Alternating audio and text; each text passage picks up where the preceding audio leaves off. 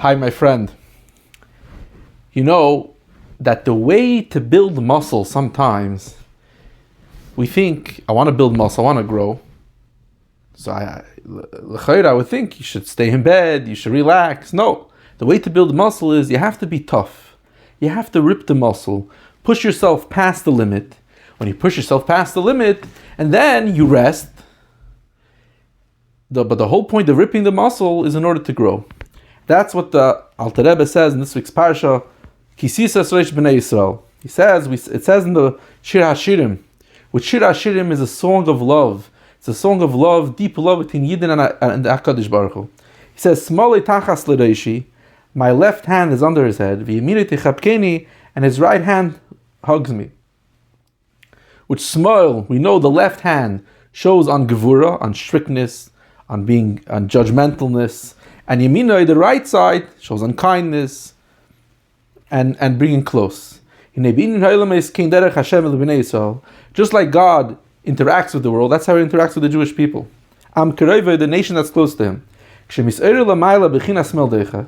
When above in the spiritual world, it's woken up, the idea of smel deicha, that God is, so to speak, pushing away a Jewish person. You feel in life that God's pushing me away.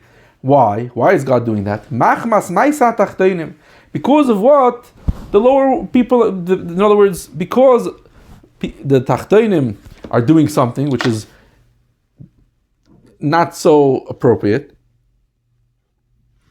Like we see in this week's parasha, the Yidden, Rahman al-Itzlan, they, instead of waiting for Moshe to come back from the mountain, they serve the idol, they serve the Avodah Zarah. And so this, even though God is giving them a smel deicha, the left hand, so to speak, he's smacking them, that itself is going to be a cause, just can actually lift them up. This is what it says in the pasuk, when you lift the head of the Jewish people to their countings, which literally pikudeya means their counting. But the Alter Rebbe says, the Alter Rebbe gives his novel interpretation. Peter Shtaish Alter Rebbe. Yipakid could also mean recollection. Whenever God remembers about the Jewish people for evil, because the Hashem made a deal with Moshe Rabbeinu that even though God was supposed to, because of what the Jewish people did by the Egel, it was decreed that all the Jewish people should have died. But God said, you know what, Moshe Rabbeinu, I'll listen to your tefillas, I'm not going to kill the Jewish people, but what's going to happen is, every time the Jewish people will sin, we're going to make a payment plan. And every time the Jewish sins, they'll pay up a little bit. Chalash and Azal, like our sages tell us, there is no pekida, there's no recalling, meaning no time God punishes the Jewish people that doesn't have part of the payment plan, paying up for the sin of the golden calf. But through this, so to speak, punishment, this negative experience, just the opposite, just like exercise. For some people, exercise is a punishment.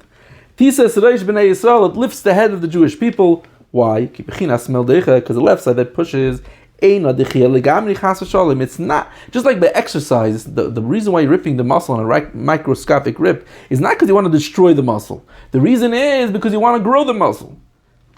The goal is, whenever God, so to speak, gives a Jew a little smack, that's to bring the Jew closer. We all know that in a relationship, when you never get into a fight, that's the relationship that usually falls apart. So when we deal with the challenge, we deal with the issue, then that actually could bring us closer and bring us much closer. Like we know, there's a halacha of a shtar irer, a document that somebody contested in court and said, this document, I'm not sure if it's valid, I have this question about it, that question about it. Once the court, the Bezdin, researched it and validates this document, now this document is more valid than a document that was never questioned before. This is what it says in the pasuk, that even though God sometimes puts me through challenges and he knocks me down a little bit, but his right hand's going to hug me. That even though I might fall, I'm going to fall, but I'm not going to completely be stuck down. God's going to always bring me even closer than I was before. Loving Hashem, to understand this in service of God. Kisisa says in the pasuk, Akel Kol Yaakov, the voice is the voice of Yaakov. Beis Mim Koil, 2 times Koil below Vav, Aleph below Vav, Aleph bevav, one without a Vav and one with a Vav. Ki Beis Koil is saying because there are 2 sounds, which we spoke about in last week's parsha. Aleph l'Torah, v'achal l'Tefillah. One for Torah, one for Tefillah, which last week we explained that Torah is the Avodah from Moshe, and Tefillah is the Avodah of Aaron. The Talmud Torah connected Kulan. One time our sages told us that the Talmud Torah, learning Torah, is equal to all other mitzvahs, meaning it trumps all mitzvahs. The learning Torah is more important, so to speak, it's more powerful than all mitzvahs, and therefore very rare occasions I'm going to stop to learn in order to do a mitzvah.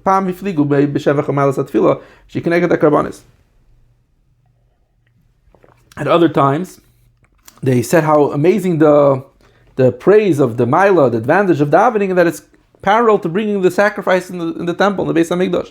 In other words, that it's a very special thing. Both of them are really true. Because learning and davening have 2 different, they're not the same avodah, the same way of serving God. They're 2 ways of serving God, and each one in its domain is the most important. We explained last week that davening is milmata l'mayla, meaning davening is like a plane taking off. You start on the lowest level, like it says by Yaakov Avinu, v'hinei sula mutza v'arza. There's a ladder that's it's sitting on the ground, not just in the ground, but arza. That would be eretz. Arza is deep in the ground, meaning that I'm very coarse, I'm very involved with physical matters. The world for me makes sense, and spirituality and godliness for me is a chiddush, it's a novelty. And Torah is from above to below. God, so to speak, went on his hands and knees, just like a father goes on his hands and knees and plays Lego with his child. Hashem, so to speak, lowered himself. To explain this, the idea of davening is the idea of fulfilling the mitzvahs. Krishma v'ahavta v'gemer. Meshach likes to explain it in a different place. So too, our sages enacted the whole idea of davening before Krishma. Why? Come on. The whole reason why we daven before Krishma is in order that I should accept of myself Krishma. Meaning to say, when I say Shema, I should really actually love God and have that feeling. There's a process to take me out of my self-centeredness and connect to a higher reality, to connect to God. And that's a process. It takes time. And that is the whole process of davening. What's the way that brings a person to this love?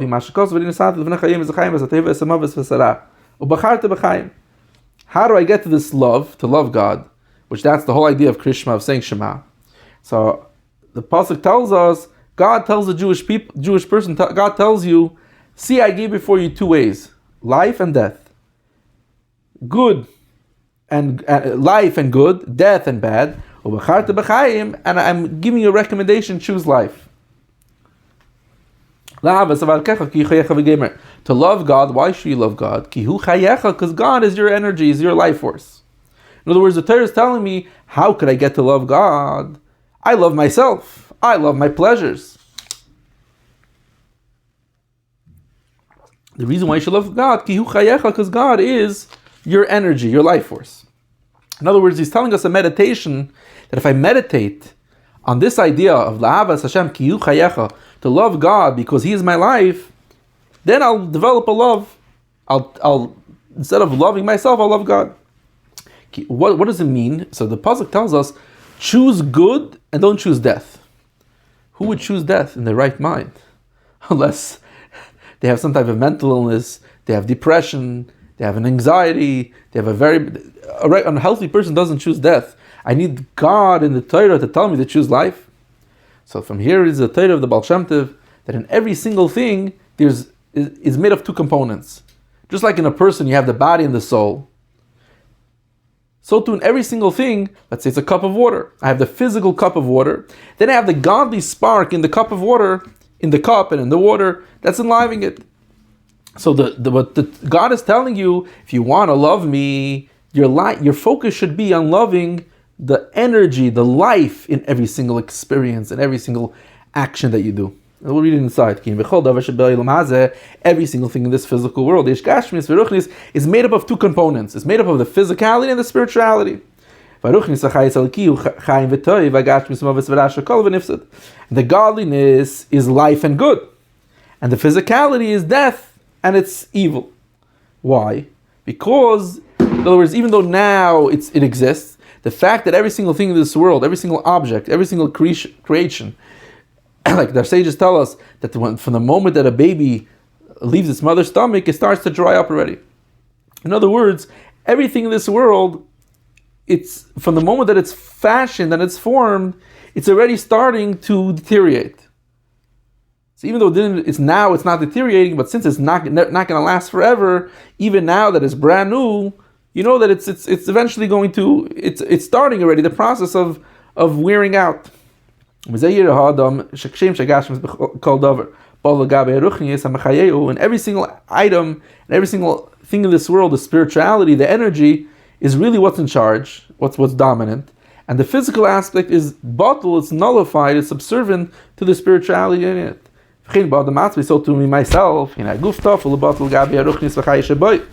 my body is tofel and bottle comparatively to the spirituality that's in it. That's why I love the life. Why do I want to stay alive? The reason why I want to stay alive is because what's keeping me alive? It's spirituality that keeps me alive, and not physicality. Physicality is the physical flesh. Why do I want to stay alive? Because I love spirituality even more than physicality. Just like I love myself. What do you mean myself? I love the fact that I'm alive, which aliveness is the spirituality. So too, and even more so, a person shall love God. When I look with intellect, in other words, I can't see spirituality with a physical eye, but I could think about it intellectually. That God is really my life force. God is the source and the life of all life. In other words, everything that I have, my body was created by God, is being created by God. My soul comes from God. So that will, if I meditate on this, I will develop a love to God, because He is my life force. This is what it says in Scripture. All the hosts of the heaven bow down to you. Like our sages say, that the sun every day goes in a cycle, and it always goes down towards the west. Why towards the west?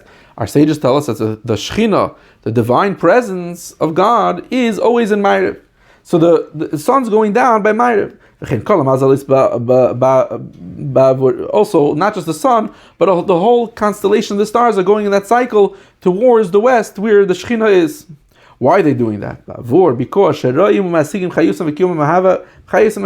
reason is because they recognize and they realize what's really giving them energy, what's enlivening them, what's making them exist. That's the divine energy of God, and therefore they're bowing down, so to speak, with their cycle of going towards the west.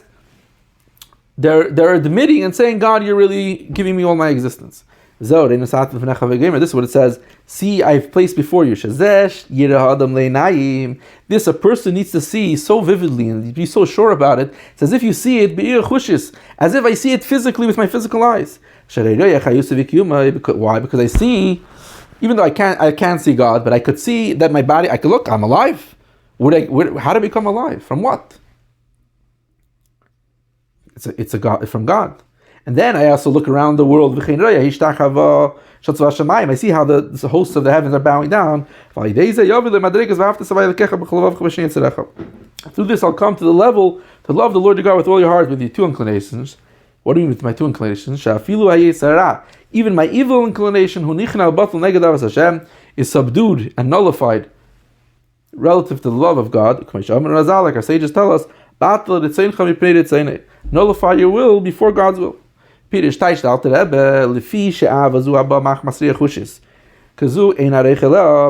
this love, which comes because you actually see God, it's something which I could see. I could look at my own body. I could look at how the sun and stars are circulating.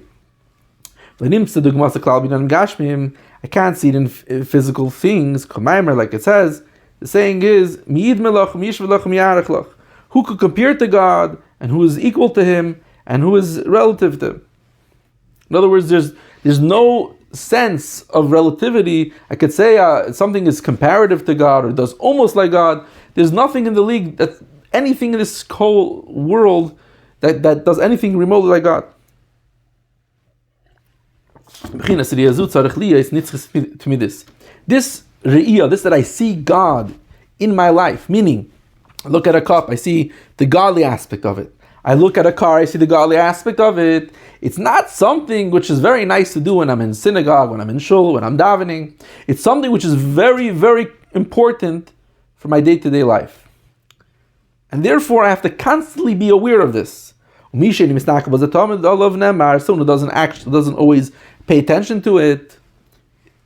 King Solomon says in his wisdom, a fool walks in darkness because he's looking only at the physicality.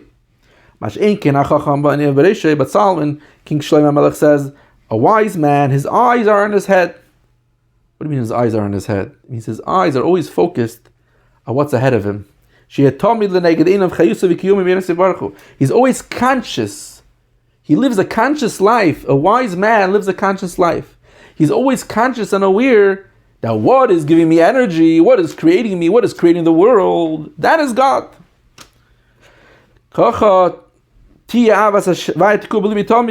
And once I have this, it's not just a meditation I have once a day, it's something which I have to constantly be conscious of. When I have that, then I'll constantly love God. And my soul will be connected and bound to God with an unbelievable bond forever and ever. This is what it says in the Zohar, the Holy Zohar, that what's the idea of teshuvah? How do I connect to God stronger? No, teshuvah is like when you have a rope. Our sages tell us that a connection of a Jew to God is like a rope. You have a rope, and the rope is connecting my soul to God. When I do an avera, it's like I cut the rope. How do I reconnect to God? Teshuvah is like taking the rope that's ripped and you're tying it. You can't just do one knot, because one knot is not going to be strong enough for a ripped rope. I have to tie a double knot to make it stronger. So the Zohar says that's the idea of chilud, that when I do teshuvah, then when I daven and I learn and I connect to God, now I can't connect to God like a regular Jew anymore. I have to connect to God on a deeper level, much more intense davening. You see someone who's about teshuvah, when he davens with much more of a deeper, intense connection to God. Litikun pegam bris, to fix the blemish of the bris, because kibris hu in haiskash. So what's the idea of a bris? The idea of a bris is the idea of connection. God made a bond between the Jewish people. God said, I'm making a bris with you, that you're going to be my nation, I'll be your God. You're going to keep Torah mitzvahs, and I'm going to take care of you. I'm going to give you everything you need. And chas v'shalom, v'kdusha hu in haiskash nafshi b'shar shevchayusay. What does it mean in holiness? So we have a bris between me and holiness, and someone Chashem can have a bris between him and the devil.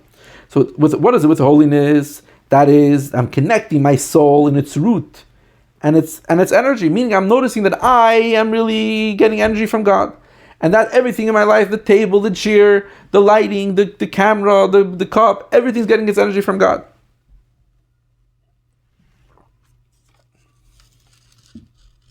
What is the contrast?